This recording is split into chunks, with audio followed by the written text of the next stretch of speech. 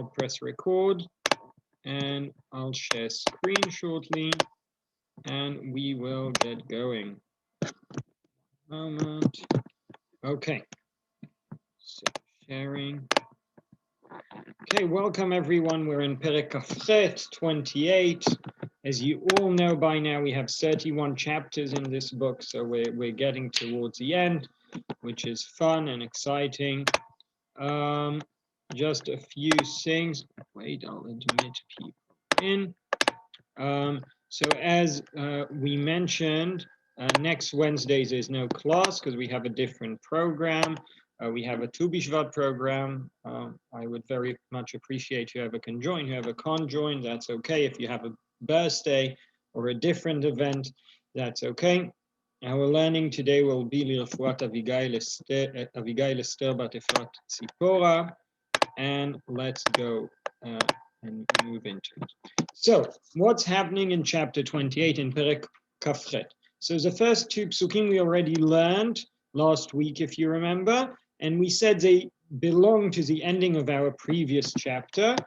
And in these two psukim, Plishtim prepare for the war against Am Yisrael, and Achish, the king of Gat, which is part of Plishtim, he asks David to join him, to be part of his army fighting against Israel and even being his personal bodyguard.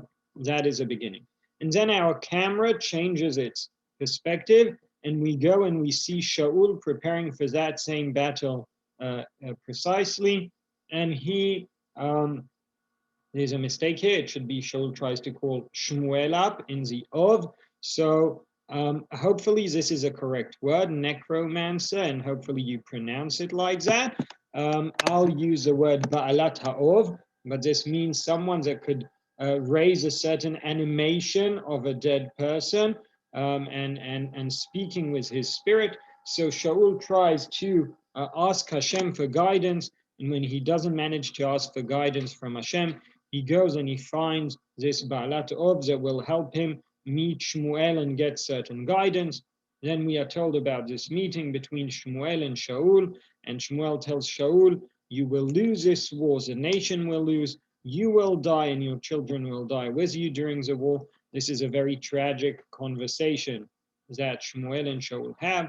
After this conversation, Shaul is drained, he's exhausted, he can't get up, and this Ba'alat Ov helps him up and encourages him and feeds him and sends him back to the army. And this is what we read about in our chapter. And now we'll go inside and we'll see certain details. So let's see first the first few psukim, and then we'll see how we can see them on our map. So we are in chapter 28. This should open shortly. ויהי בימים ההם, ויקבצו פלישתים את מחניהם לצבא להילחם בישראל. So Plishtim are preparing for battle against Israel. ויאמר אחיש אל דוד, ידוע תדע כי איתי תצא במחנה אתה ואנשיך. So Achish tells David, you will come with me to battle. And we said David answers him in a vague way. We discussed it already. We're moving forward. ושמואל מת, ויספדו לו כל ישראל, ויקברוהו ברמה ובעירו. ושאול הסיר האובות ואת הידעונים מהארץ. ויקבצו פלישתים ויבואו ויחנו בשונם, ויקבוץ שאול את כל ישראל ויחנו בגלבוע. וירא שאול את כל מחנה פלישתים, וירא ויחרד ליבו מאוד. So a few things over here. This is the second time we are told that Shmuel is dead. Some people make the joke that the previous time the person that died was Shmuel Aleph, and now the person is Shmuel Bet, and he died now. Of course, this is not the case. Rather, Shmuel died a while ago, but the fact that Shmuel is dead is relevant as an exposition to our story. And Pasuk Gimel is telling us how difficult it will be for Shaul to ask for guidance. Why? Because Shmuel is dead, so you can't ask Shmuel. And we also need the information that Shaul put away, killed, banned all types of fortune-telling, necromancering, and types of witchcraft and sorceries that would have practiced to speak with Hashem or his messengers. and Shaul made sure that there are none of those, and therefore there's no Shmuel, and there's no other avenue to speak with Shmuel or anyone else. And during this time, Plishtim have their army in Shunem, and Shaul is in the Gilboa. And when Shaul sees, we'll see soon beneath him, this big camp of Plishtim, he is very much worried. He's not only afraid, the fact that his heart is trembling, this is showing us that this is definitely a great, significant thing. So we are speaking of the area over here. What you can see now, you see the Kinneret is over here on the top right. This is a Jordan River. We are looking at what we would call today, and also back in that time, Emek Israel. Okay, this will later on be a very important scene to the kingdom of Israel. Achav will have a palace in Israel. It will be his second home. And what we see over here is as follows. Shunem, when we will have the Isha HaShunamit, she's from here, okay? This is over here within the area of Issachar, not far from the Kinneret. The Gilboa are the mountains on top of Emek Israel, and Shaul is on the mountains because Plishtim are so vast and big, parking here in the valley, that he wants at least the advantage of being on the mountains or on the outskirts of the mountains and having a favorable area. Over here, this is Endor. This is where he will meet the Baalat Ha'ov. And remember this, because, for example, when we'll see that Shaul left at night and was hiding, one of the reasons would be because he needs to go very close to the camp of Plishtim. You see, between the Gilboa and Endor, you have Shunem. So this is probably between the Gilboa and Endor, we're speaking about 15 kilometers. But in between over here, the big camp of Plishtim is standing and staying. So what do we have here? Okay, so in the opening of our story, Shmuel is dead. There's no more of Enidoni, and Shaul is afraid of the war. Now, what are of Enidoni, and what is our position towards them? So these are psukim from Sefer Dvarim, from Parashat Shoftim specifically. כי אתה בא אל הארץ אשר השם אלוקיך נותן לך, לא תלמד לעשות כתועבות הגויים ההם. So you're arriving in Eretz Canaan, you can't behave like the people of Canaan. לא יימצא בך, you cannot have amongst you מעביר בנו ביתו באש, so people that sacrifice to the מולך, קוסם קסמים, מעונן ומנחש ומחשב. So all types of witchcraft, guessing, and sorcery. וחובר חבר ושואל עובי דאוני ודורש אל המתים. So Oveni Deoni is a type of Doresh el Ametim, people that ask questions of the deceased, of dead people. And then we are told, Pasuk Yud Gimel, Tamim tiyei im Hashem Elokecha, you need to be straightforward with Hashem. כי הגויים האלה אשר אתה יורש אותם אל מעוננים ואל קוסמים ישמעו, ואתה לא כן נתן לך השם אלוקיך. The other nations, they listen to all these type of people, but you have a different perspective. What is your different perspective? נביא מקרבך מאחיך כמוני, יקים לך השם אלוקיך, אליו תשמעו. So we have a prophet, and a prophet is different than these other types. You are supposed to listen to a prophet, you cannot listen to the others, but we know that Shmuel, which is who you are supposed to listen to, is dead, and the other types are not around because Shaul killed all of them, and we need to know that because soon that will change it. So what does Shaul do? He wants to go out to war. He doesn't know if he'll be successful. So you ask Hashem. פסוק ו' וישאל שאול בהשם ולא ענהו השם גם בחלומות גם באורים גם בנביאים. So he asks in different ways. So he asks through dreams. Some people here want to explain that a form of prophecy is a dream and he tries to inspire a dream and he doesn't manage. Other people want to claim that there were people that could summon a certain dream, meaning they would put themselves in a state close to a trance, and they would have a certain question, and then they would view the dream that is coming next as an answer to that question, and there was a form of doing that that was allowed, probably. Or Urim Vetumim, which we heard about, which is a type of consulting through the Kohen, or as a prophet, so this could be other prophets that are around, or maybe Gad and Natan. So there are prophets around, and none of these produce an answer. ויאמר שאול לעבדיו, בקשו לי אשת בעלתו והלכה אליה ואדרשה בה. So Shaul says, I want you to find for me a בעלת of, and I'll go and I'll consult with her. What Shaul does not understand is that there is no such thing as not communicating. Meaning, if my child comes to me and says, Abba, can I have chocolate? I can say yes, I can say no, and I might not answer. Okay, and eventually I could tell you could be good parenting, bad parenting, I should do it, I should not do it, but eventually I can tell my child, I heard you, and if I didn't say anything, it means that you can't have it, or it's not worthwhile answering or paying attention. Yeah, asking again and again is not the help. So when Hashem does not answer, Shaul doesn't view it as an answer, meaning I'm not going to speak to you. Or sometimes when my kids say, can I have milk? And I say no, or I'm quiet, they say, oh, sorry, can I please have some milk? So you understand the silence from the other side explains to you something. Shaul doesn't view it this way. And he feels that the device is not working, right? Imagine that you would be speaking now, and suddenly you would not hear me. So you would check your sound. You would check, can other people speak and will you hear them? And then if you can hear other people, you would say, oh, the problem is with my video. Okay, maybe it's my device. But if everything is working and you can still not hear me, maybe I'm just quiet. So Shaul doesn't understand this lack of answer as an answer, saying, I'm not interested in answering you. Rather, he tries to look for a different way.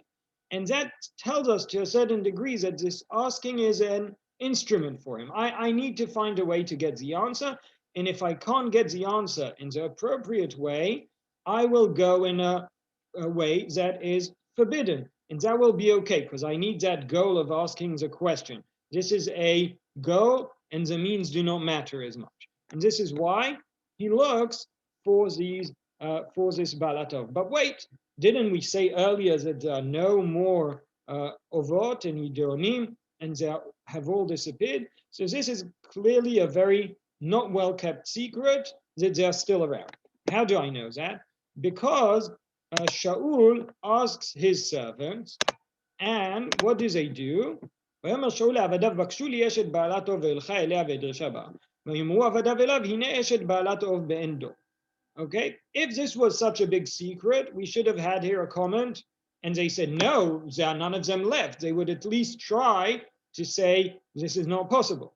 And if there was so little, they would need to look around, and probably she would be far away. But it happens to be that everyone knows where she is, and everyone knows straight away the answer, and she's only a few miles away, which gives us the feeling that also this sending off or killing or stopping all of this behavior that is not appropriate, it's something that Shaul wanted to say that he did, but did it actually happen? We would say maybe not necessary. Vayitchapes Shaul, so Shaul disguises himself, and we see a lot with Shaul about changing clothes, in and out of his clothes, right? So here Shaul dresses up as someone else. So they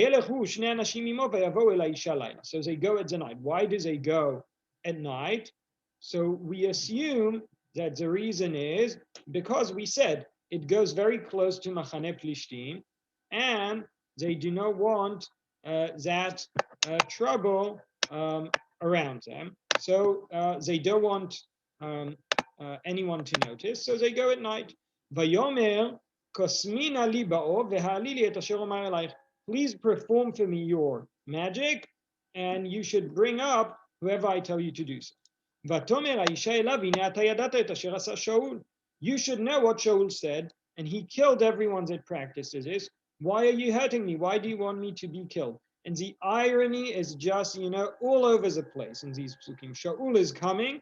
She doesn't know that this is Shaul. And she said, I can't help you because Shaul said that I can't do it. And the person that is running away from Shaul is more careful with Shaul's orders than Shaul himself. Vayishavala Shaul ba'Hashem lemor. So Shaul swears to her, Chai Hashem im yikre chavon badavar hazeh. He gives a shuvah, I promise you, no one will know, nothing will happen if you will help.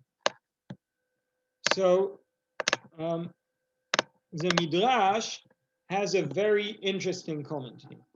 Amar Rabbi Shimon ben Levi, Lemaya Shaul dome be'ota shah. What is Shaul similar to at that time?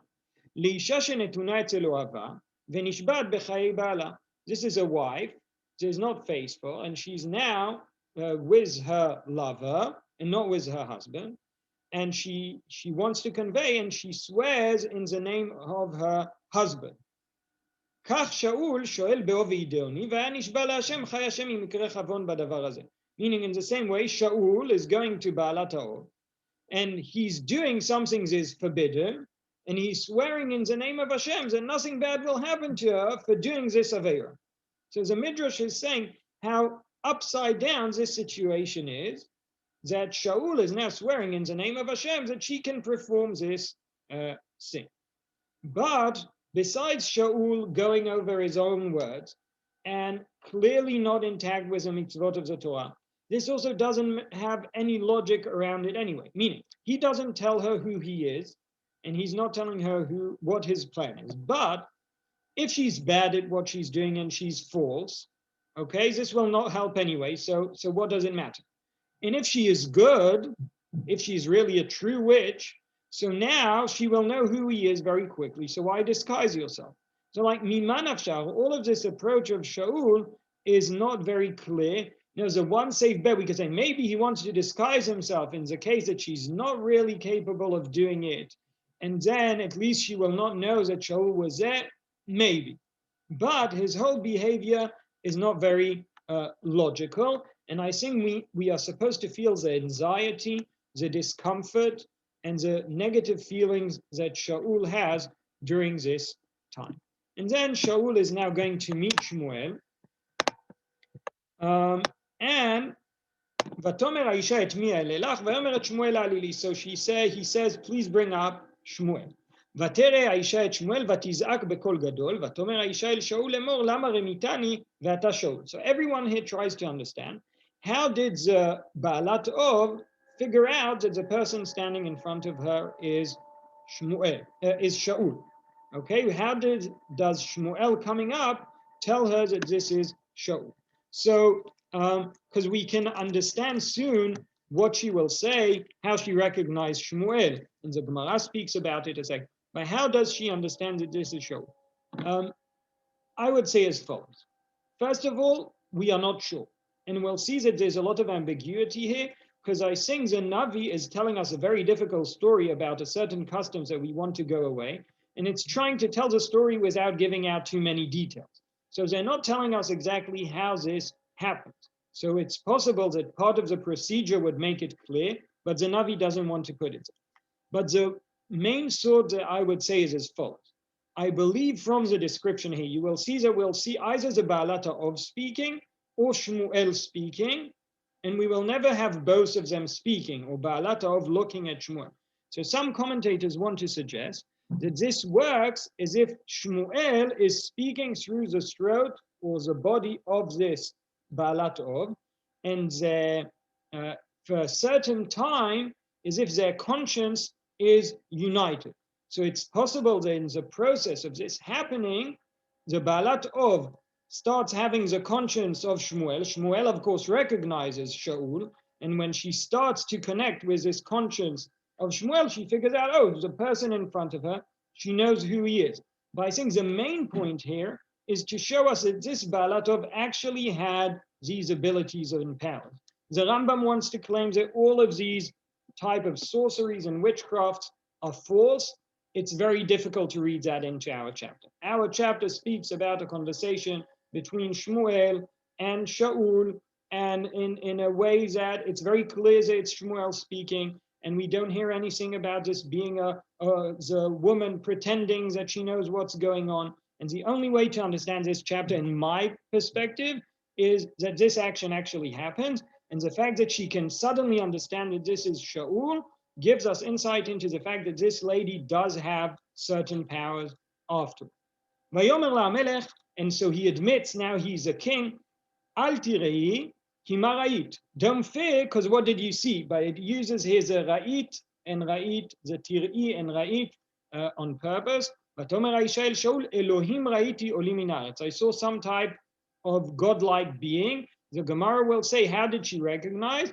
That simple people, they come up in the Ov upside down. They had in the time of the Gemara the notion that the world of the dead is a mirror image of our world. So you would come up upside down because you are in a upside down position. But the Gemara says that righteous people and kings, they would come up in the correct position even when they were summoned this way. So this is what the Gemara wants to say, but she recognizes him. She sees that this is a strong force. Vayomer la meto, so describe him to me. And she says this is a older person, but Ish Zaken could also be here, a person with a beard, it's not clear, coming up, vehu ote me'il, and he has his coat. Vayeda Shaul ki Shmuel hu vayikod apayim arza vayishtach. So Shaul bows down because he recognizes that this is Shmuel. And now you see as if the story continues, a conversation between Shmuel and Shaul. Vayomer Shmuel el Shaul, lama hirgaztani la'alot oti? Why did you uncomfort me to raise me? Meaning we know that there is a concept that dead people want to stay dead. And now when you bring me up, you disturbed my existence. Why did you do that? So Shaul answers, I'm in a bad situation. Plishtim are fighting against me, and I have no answer for what I do. And he says, Gam beyad hanevim, gam b'chalamot. He tried the prophets and the dreams, and he didn't find an answer. But interestingly, he doesn't mention that he did not manage to find in the Urim the Tumim. So how could we explain that? So the first thing we would say is Shaul does not understand Shmuel's question. When Shmuel is asking him, why did you disturb me? He's not asking, why did you do that? He is saying, why would you do such a thing? Meaning, don't do it. You shouldn't have done it. Shaul understands the question on the surface, on the very basic level, so he answers why he did it. But clearly that was not Shmuel's answer. We also see that Shaul doesn't mention the Urim v'Tumim. Rashi says, because if he would have mentioned it, so Shmuel would say, well, you don't have the Urim v'Tumim because you killed all of Nov, so don't come complaining to us. So Shaul omitted that on purpose. But how do we know that Shaul didn't really understand the question? Because after he finishes his spiel, Shaul, pasuk tezayin, vayomer Shmuel, velama tishalin? Why are you asking me? V'Hashem sar me'alecha vayhi arecha. This word arecha is very difficult. Most people want to explain there's an instance of an ayin and a tzaddik changing places, and this should be like tzarecha, like your enemy. Hashem is now your enemy, or with your enemy, and not with you. So Shmuel is saying, no, but why are you asking me? Don't you understand that the fact that you didn't get an answer is an answer? And now Shmuel tells him what will happen. Vayas Hashem lo, meaning to you, kasher diber beyadi. So either this will happen to you, or this is speaking about David. Hashem will do to him, to the other person, like I told. So you are not king anymore. Someone else will have that. כאשר לא שמעת בקול השם ולא עשית חרונה פה בעמלק, על כן הדבר הזה עשה לך השם היום הזה. So this will happen to you because of what you did to Amalek or did not do. וייתן השם גם את ישראל עמך ביד פלישתים, ומחר אתה ובניך עמי. No matter how many times I learn this chapter, when I hear Shmuel saying, tomorrow you are and your children are with me, I shiver. And this is one of the scariest sentences in Tanakh. Shaul is standing there and Shmuel is telling him, tomorrow you are not in your world, you are in my world. And Shaul falls down and he fears a lot from these words of Shmuel. And Shmuel is harsh and truthful. He gives him no words of comfort, and he tells him straightforward, you did not listen to Hashem, and this is what is going to happen to you.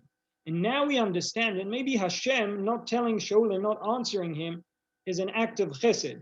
Hashem doesn't want Shaul to know that he's taking himself and his nation and his children towards death. Knowing the future is not always good for us. But Shaul forces, as if the hand of Hashem, to tell him that, and therefore he needs to deal with that big truth.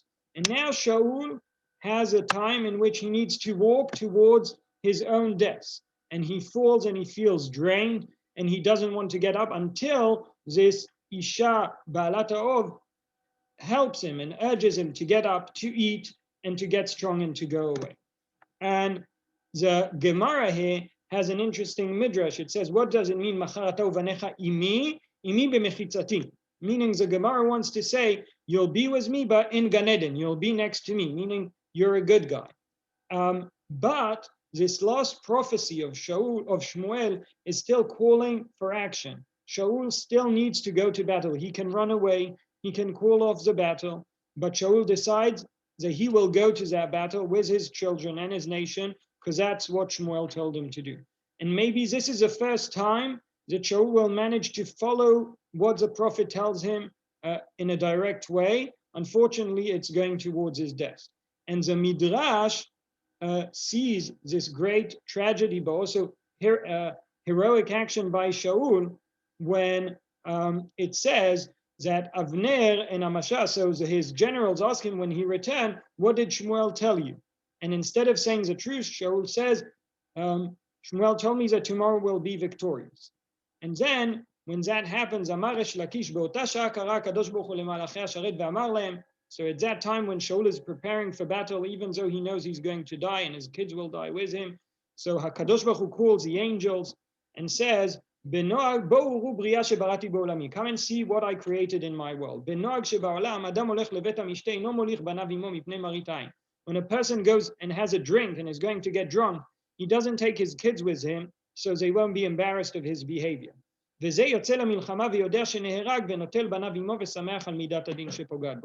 Shaul knows what's going to happen to him, and yet he goes, and what an action that is.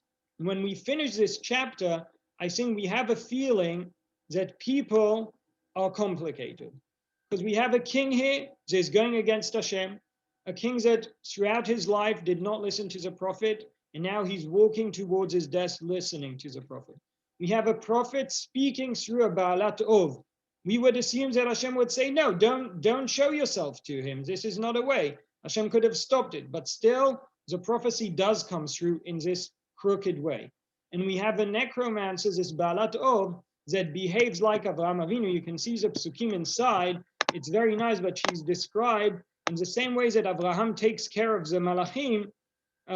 It sounds very similar. ולאישה עגל מרבק בבית ותמהר ותזבחהו ותיקח קמח ותלוש ותופהו מצות ותגש לפני שאול ולפני עבדיו ויאכלו ויקומו וילכו בלילה ההוא. This really sounds like Avraham and Sarah preparing food for the Malachim. And she's a Ba'alat Chesed. You know, she could say, you wanted to kill my kind, you did this so and so, and she's trying to help.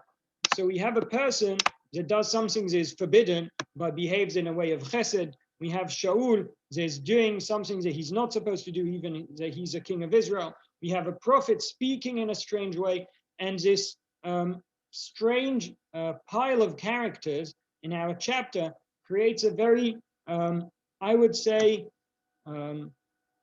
heartwarming and tragic and difficult view of Shaul in his last minutes.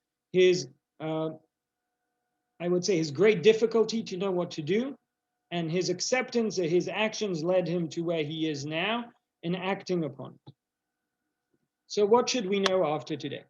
Shaul has no one to approach. Some of this is circumstance and some of this is his doing. Zorim vetumim, he created, maybe not having Gad and Natan near him is because they're near David and Shaul chased him away, but some of this is also part of Shaul's own actions. Shaul doesn't understand that Hashem not answering is the answer. Shaul is described as going against his own word. He goes against the Torah. He goes against his own command in this search of Hashem, in this search of taking away this Ruach Ra'ah for the final time, and it doesn't really work. The chapter tells us that people are complicated, and I think it tells us also about our judgment of Shaul. Don't judge him as good, don't judge him as bad, don't judge David in such a way. I think it could be a message to take throughout this book. People are more complicated than they seem, and they are more complex, and they have more levels to them. We meet Shaul at a tragic ending that makes us feel his noble behavior and appreciation for Shmuel when Shmuel tells him that this is what's going to happen. So this is what he does. And we feel the irony here maybe that if you would have done this throughout your life and when Shmuel was alive, if then you would have listened carefully to Shmuel, we wouldn't have been here. So this running after Shmuel when you did not listen to Shmuel in the first place, or not did not listen, but did not manage to fully listen, this closes a very difficult circle within Shaul's life. So we'll stop here.